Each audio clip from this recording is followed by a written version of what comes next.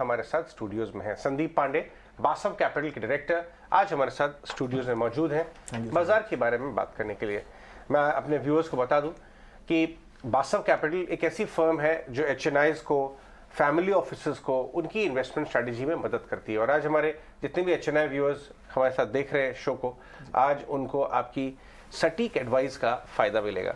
तो पांडे जी, बहुत बहुत शुक्रिया आपका आज हमारे साथ स्टूडियोज में आने के लिए। Thank you Ajay ji, thank you everyone for calling me. सबसे पहले मुझे थोड़ा सा एक फीडबैक दें आप कि आप जो अपने HNI क्लाइंट्स और फैमिली ऑफिस क्लाइंट्स के साथ इस समय चर्चाएं कर रहे हैं, सबको पता है बाजार का क्या हाल है और कौन से फैक्टर्स हैं, फीडबैक क्या मिल रहा है? क्या पैसा अभी भी खराब बाजार में भी आने के लिए, बाजार में एलोकेट होने के लिए, लॉन्ग टर्म के लिए आतुर है, या वो कम्युनिटी जो है थोड़ा वेट एंड वॉच मोड पे है? किस तरह का उनका बिहेवियर चल रहा है? अजय जी, आपने बहुत ही सटीक क्वेश्चन पूछा और आई थिंक सो डेटा इसको सपोर्ट करेगा कि लास्ट 1 साल या लास्ट 2 साल में SIP की जो बुक्स है लगातार बढ़ती जा रही है। जहां FPIs ने विड्रॉ किया पैसे, यहाँ रिटेल इन्वेस्टर्स ने काफ़ी बड़ा पैसा इन्वेस्ट किया। On an monthly run rate approximately 13 से 14 हज़ार करोड़ रुपए रन रेट्स में आ जाते हैं SIPs के द्वारा।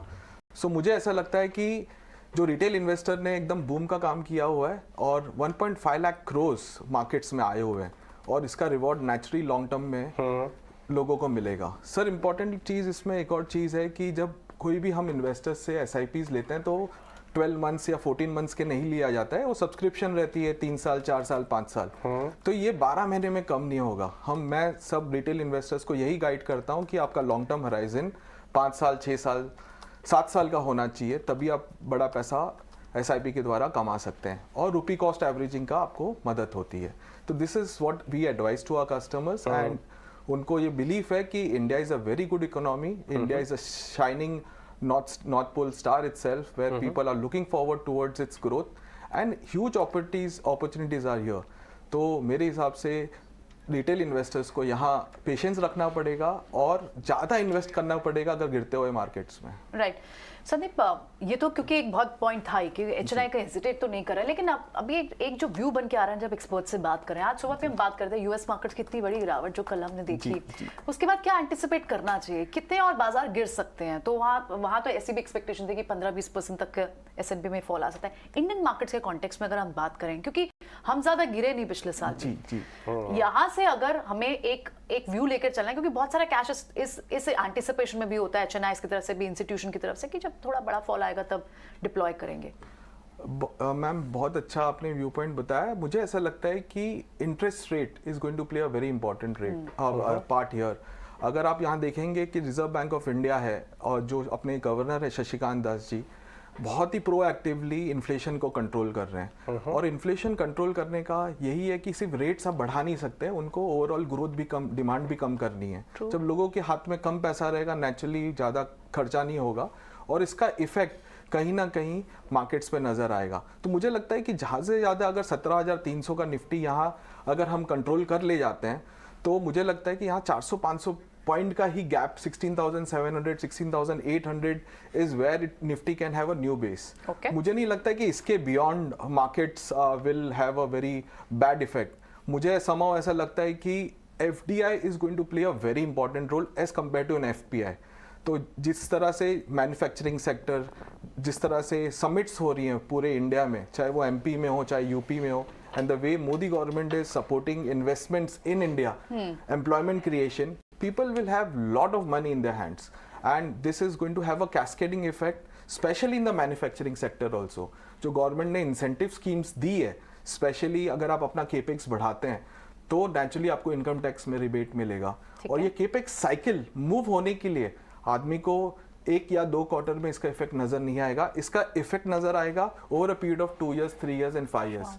So India is in a very good spot, provided we need to have the patience here. Absolutely, Mr. Pandey, सही कहा आपने। मैन्युफैक्चरिंग सेक्टर और केपेक्स साइकिल जो है ग्रोथ ड्राइवर्स तो हैं ही, लेकिन बैकबोन ऑफ द इकोनॉमी अगर देखें, बैंक्स एंड फाइनेंशियल्स, अगर लेटेस्ट डेटा के मुताबिक अगर बैंक्स फाइनेंशियल्स की स्थिति को समझे, क्रेडिट वर्दिनेस तो है ही, डिपॉजिट ग्रोथ सिनेरियोज भी हम देख रहे हैं, फिच की एक ताज़ा रेटिंग आई है बैंक्स फाइनेंशियल्स पर। उनका ये मानना है कि असेट क्वालिटी, प्रॉफिटेबिलिटी, हर लिहाज से स्पेस काफ़ी अच्छी नज़र आ रही है।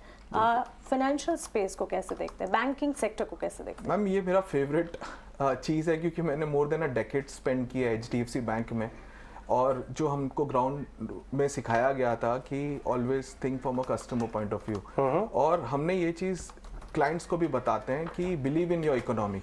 आज के टाइम में अगर आप मार्केट कैप देखा जाए तो अप्रोक्सीमेटली 8.5 लाख करोड़ का मार्केट कैप है ऑफ HDFC बैंक। सेकंड आता है ICICI बैंक, थर्ड आता है स्टेट बैंक ऑफ इंडिया, सब 4 लाख 3 लाख करोड़ के मार्केट कैप में। Axis Bank is at 2.5 lakh crore of market cap. There is a huge potential. आपने रिसेंटली रिजल्ट्स देखा होगा ICICI बैंक का, एक्सिस बैंक का, बेहतरीन रिजल्ट है। अब आपको बिलीफ लेवल देखना है कि डिपॉजिट्स, मार्च में आपको नंबर्स पता ही चल जाएंगे, बैंक्स आर आफ्टर डिपॉजिट्स, और डिपॉजिट्स आने के बाद उसका क्रेडिट रेटिंग्स होती है विच इज क्रेडिट वर्दीनेस। तो साइकिल जो केपेक्स, ये पैसा बैंक में एज अ लाइबिलिटी आता है, ये एसेट में तब कन्वर्ट होगा जब ये लेंडिंग की जाएगी स्मॉल कैप्स और मिड कैप कंपनियों को, जो कि ग्रोथ इफेक्ट होगा।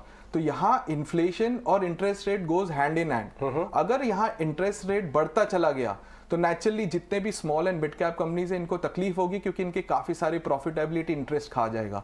तो कहीं ना कहीं ये साइकिल को पीक करना बहुत जरूरी है ताकि इन्फ्लेशन कंट्रोल में आए और लोगों को चीप फंड्स मिले और इसका ग्रोथ उनकी कंपनियों में फायदा हो। So I feel that companies like State Bank of India, ICICI Bank, Axis Bank should be looking forward to invest in these companies from a period of 4 years, 5 years and 6 years, and they are going to give at least a 15-20% returns over a period of time.